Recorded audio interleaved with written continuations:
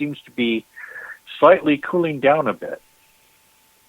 Yeah, but what I've noticed, because, doing this show, I hate to say it, probably more than most shows, because we're on radio and the internet, I probably during the week have 3 or 4 guests a week talking about UFOs, abductions, and all this type of stuff. I found that when I don't talk about UFOs, when I don't talk about abductions, my listenership drops way down. The people are really hungry for it now more than ever. Like I said, I've been in this business for a long time, and it seems like it goes in cycles. 2 years ago, it was about Bigfoot, and ghost hunting. Now, I mean, if I get somebody on about Bigfoot or ghost hunting, no one hardly listens. If I bring on people like, I don't know if you're familiar with Terry Lovelace. Oh, sure, yeah. Yeah, I mean, he's coming back on for a 4-hour stretch here in the next couple of weeks. He's been on like 3 times, and I tell you, people go crazy because what he has to say. Very credible person. I mean, being a former assistant attorney general, being a lawyer, he's very credible. What happened to him and his buddy when he was in the Air Force when they went out camping. If that story is true, it is really, really scary. Well, it's fascinating with people like that, and it's because of their military background that they do make such good observers and are able to relate the details in the fashion they do. And that's something that I try and get across to a lot of people, is how important it is to actually observe the sighting at the time and get as many details as you can and get it down on paper even as quickly as you can after the end of the sighting. To me, that's even more important than a photo a lot of times, because a lot of times if they are able to get a photo, you're unable to make it out, it's blurred, they didn't get it in time, or any number of things that can go wrong trying to get a photo at that time, including the object disappearing while you're trying to get your phone or camera or whatever to take the picture in the first place. I did have a case about a year and a half ago. A young girl, I believe she's 12 years old, and her aunt were driving in Wilmington, and they saw a disc over the freeway there, and so the girl took her aunt's iPhone, because her aunt was driving, and was going to take a video of it. However, she was unfamiliar with the new iPhone that her aunt had just got, and so trying to get the video, she actually got 2 photos first, then the video of the disc. Well, it's a good thing that she did this, and I started out the article that I wrote on this, that it took a child to get it right, and it really did, because the 2 photos have the EXIF data, which is the metadata embedded in all photos, especially if you take them with a cell phone or something, digital camera.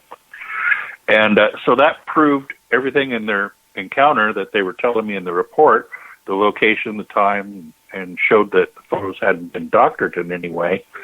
But it was when I got to the video, because the photos, weren't really, they didn't really get my hackles up much. But when I watched the video of this disc and the way it moved, it was eerie enough to where I realized that this wasn't normal. And of course, analyzing the light later from it and the quality of the light and the characteristics, I was able to determine that it was an unusual quality to the light itself.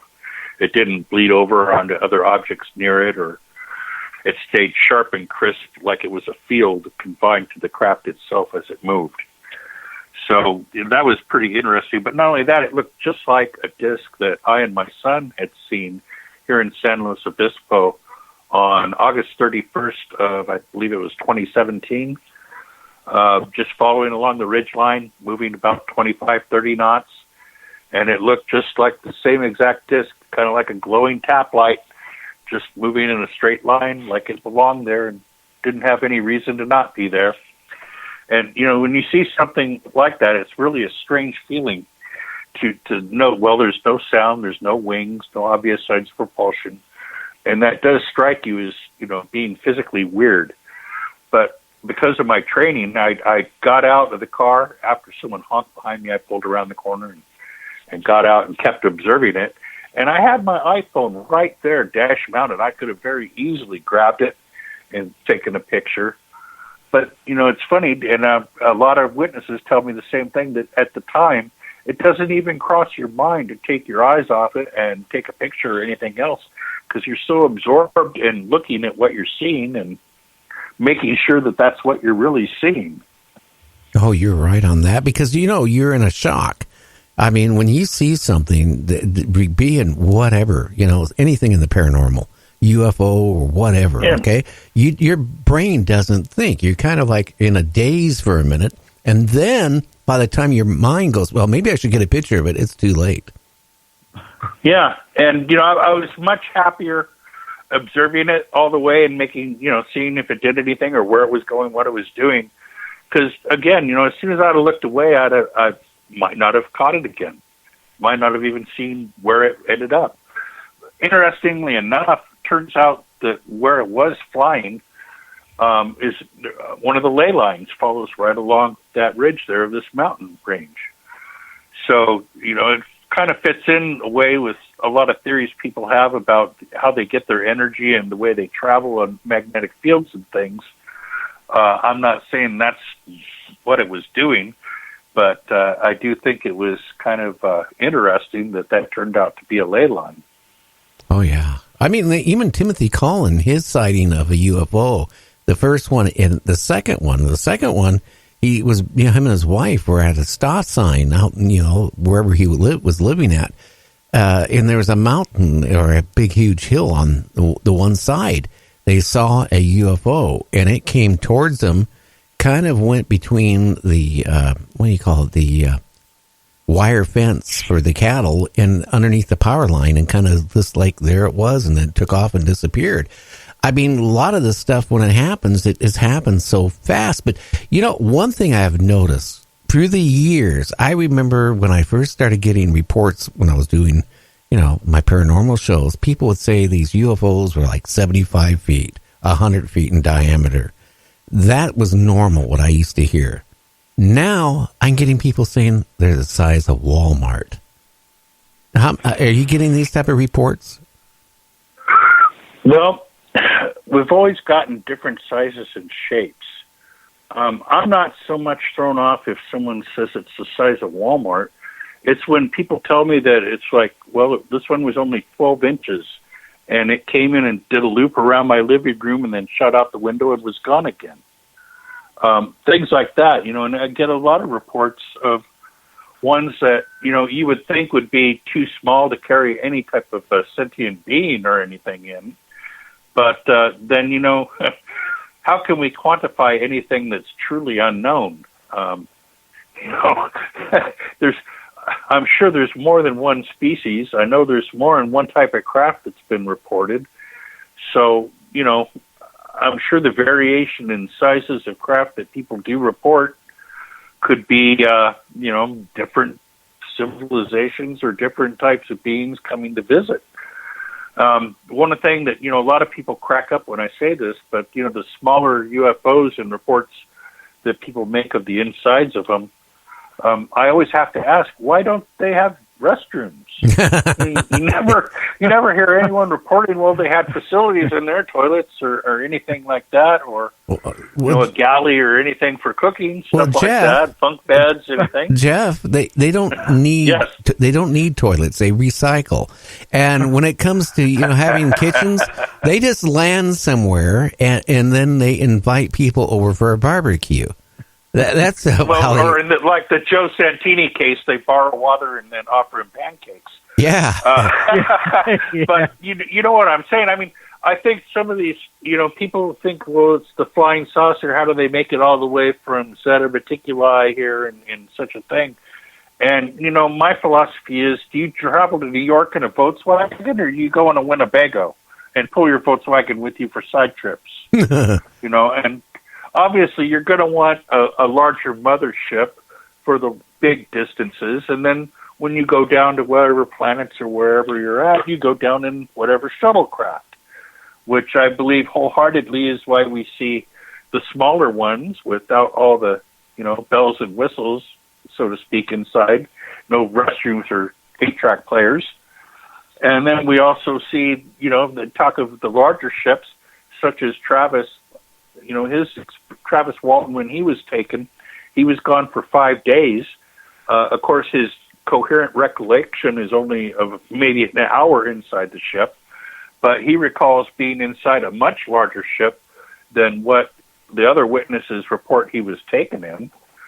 So, it doesn't take a large stretch of imagination to think that the smaller ship went inside a bigger ship, and that's what he saw when he started walking around in the craft.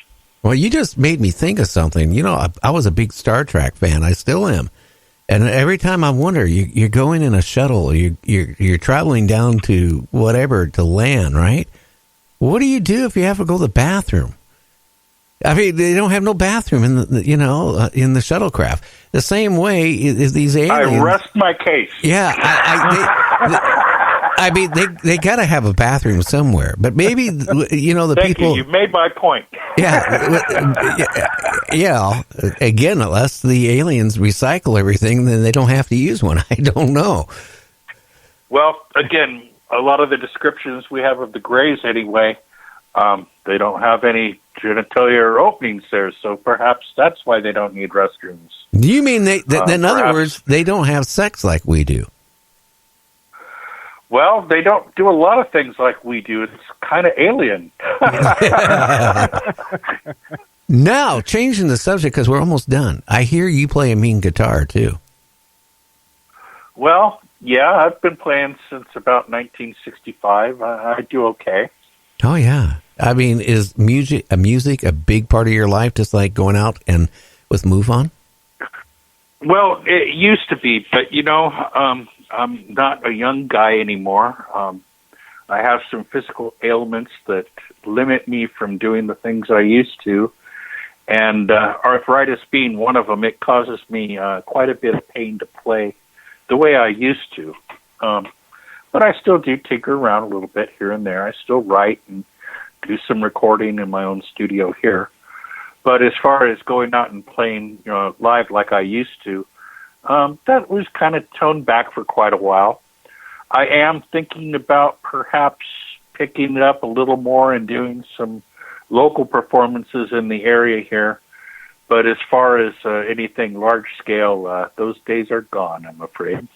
That happens. The older we get.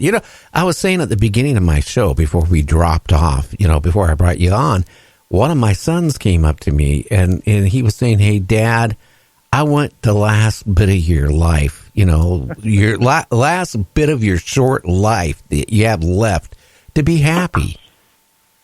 And that's a wonderful thing for a son to say, isn't it?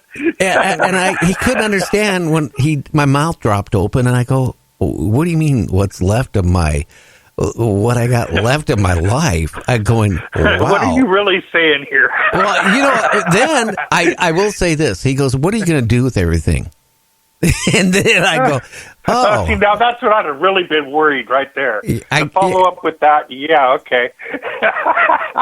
I'm going to donate everything to the Goodwill Salvation Army, St. Vincent de Paul. You're not going to see anything. But, that's the first thing on my mind. Oh, boy, that's good. Well, young people. Hey, our time is up. I'm sorry that we went off the air for a little while. All I know is that it's all Jane's fault. Yeah, we'll have to have Jeff come either back. that or it was the NSA. I'm sure it was probably the NSA. Yeah, well, I will say this real quick. There's certain guests I get on, like Timothy Collin. There's been a couple other guests that have had implants. We can't keep a normal conversation going for an hour and a half because the phone lines go crazy. And I don't care if we're talking to them on a landline and then we switch over to their cell phone. It's just a matter of a few minutes. It goes on, and it's a pattern here. It's strange. Well, we'll have to do this again, and I'll have to start reading some of my FOIA requests from the Slow UFO for your listeners, and we'll see if that lights up their phone lines when they hear how the government agencies responded to the information I had. I'm sure that'll get them a little bit interested there. Well, I'll tell you what, I'm going to email you in the next day or two. Why don't we get you back on in January? Like I said, very seldom do I have any problems with my equipment. I don't know what it was tonight, but it was like